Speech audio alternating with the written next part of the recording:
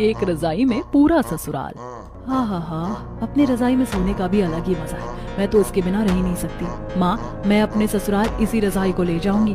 अरे पागल है क्या, ससुराल में पुरानी रजाई ले जाएगी, नया रजाई ले जाना तू। अरे माँ, मेरी नई रजाई देखो कितनी नई लगती है, तो फिर कोई और रजाई ले जाकर क्या करूँगी। वैसे भी यही है जो मेरी फेवरेट है और आरामदायक नींद आती है। ठीक है ठीक है, तो इसी रजाई को ले जाना। इतने में आकृति एक बच्ची को लेकर।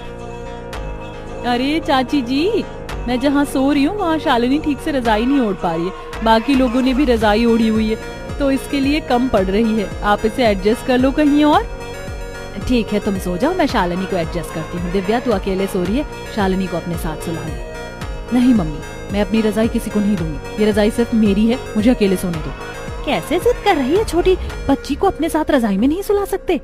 ससुराल जाएगी ना तो तेरी सारी जिद निकल जाएगी, वहाँ तेरे कौन ये नखरे उठाएगा। अरे माँ, मेरा पति मेरे नखरे उठा लेगा, आप उसकी टेंशन मत लो। हाँ हाँ, मुझे क्यों टेंशन होने लगी, जब ससुराल जाएगी तो सब पता चल जाएगा। आजा शालिनी, तो मेरे साथ सो जा बेटा। उषा अपने साथ उस छोटी सी बच्ची को रजाई में सुला देती है। दरअसल दिव्या को अपनी रजाई इतनी पसंद थी कि उसने पहले भी कभी किसी से शेयर नहीं की।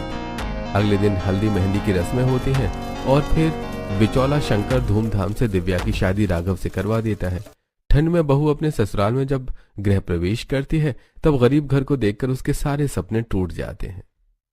ये क्या, शंकर जी ने तो बोला था काफी अच्छा ससुराल है, किसी चीज की कमी नहीं होगी, लेकिन मेरी नजरें जहाँ तक गई ससुराल ही खत्म हो गया।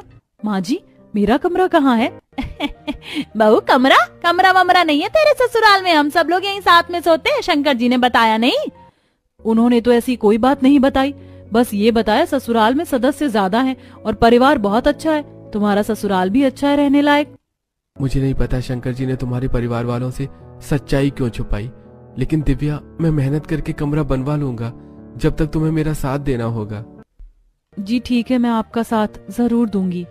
हाँ बहू, मेरा बेटा बहुत मेहनती है, तू थोड़ा सा उसका साथ देना बस, और संयम रखना। जी पापा जी। चल बहू, मैं तुझे तेरे ससुराल वालों से मिला देती हूँ। ये तेरी छोटी नंद शिप्रा, बड़ी नंद कामिनी और उसके पति समीर, और हम सबको तो तू जानती है, ये तेरा देवर पंकज। हेलो भाभी, किसी चीज की दिक्कत हो तो बताना, मैं आपका छोटा भाई जैसा हूँ। जी देवर जी। ठंड लग रही है माँ जी। हाँ, देर रात हो गई है, मैं सोने की व्यवस्था करती हूँ। शिप्रा, बिस्तर बिछा। जी माँ। शिप्रा माँ के साथ मिलकर जमीन पर दरी कंबल बिछा देती है, जिस पर सब फटाफट आकर लेट जाते हैं। बहू कपड़े बदल कर आती है, लेटती है, लेकिन उसे ही रजाई नहीं मिलती है। माँ